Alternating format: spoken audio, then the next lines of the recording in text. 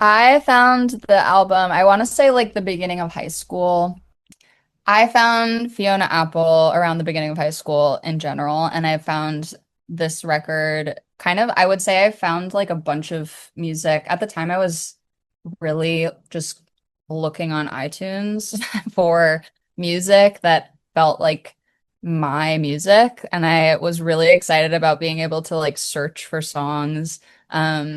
Same thing with like YouTube. I was really, oh, you know what? I might have found Fiona from seeing the Criminal YouTube video, the music video. That might be how it actually started. But then I would just like listen to usually I would listen to like the beginnings of songs and then buy them. Right. Because you could Like, listen to like 30 seconds yeah, of I a would song. like listen to them and be like, okay, I'm not gonna buy that one. I'm gonna buy this one. So I had kind of like a weird little group of songs that were kind of across albums.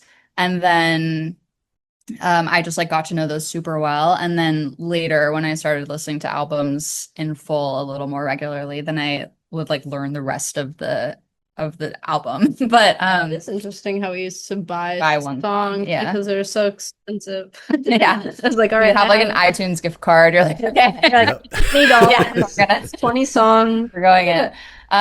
But yeah, I mean, I really connected to the lyricism, and I felt super excited by like rhythm patterns in her writing. And I also grew up doing a lot of theater, and like I love Sondheim, and I really made a connection between the way that those lyrics are written and like the rhythm inside and the sounds inside the lyrics and the way that Fiona writes the sounds inside lyrics. Um, and like creates that kind of bounce in the lyric. Um, and I just totally fell in love with it and like memorized everything and would sing like karaoke in my house of the album all the time. Um, yeah, it just became like a staple record for me. Yeah.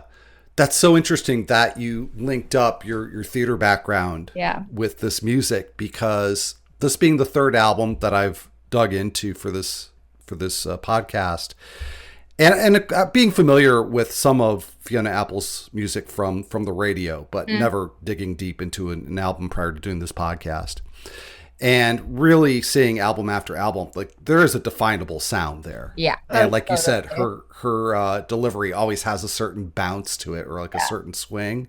Yeah. And I was trying to think of like how would I describe this? What is this like to me? And it finally hit me just a few days ago. Yeah. It's like Broadway. Yeah, it's Yeah. like theater And jazz. I that had never occurred to me before. So I guess maybe it's just I'm slow to come around to it, but like, you know, Well, you right away were it's like, like yeah, in this is disguise. It's It's just in like disguise. similar, yeah, similar sense of play. Yeah, it's theatrical. It's also got like a jazz element, and yeah. but it's also just so her own thing that it doesn't feel like so derivative of those things. Like it feels like she's embraced a lot of theater and jazz elements, but it feels like it's its own kind of cool world that she makes.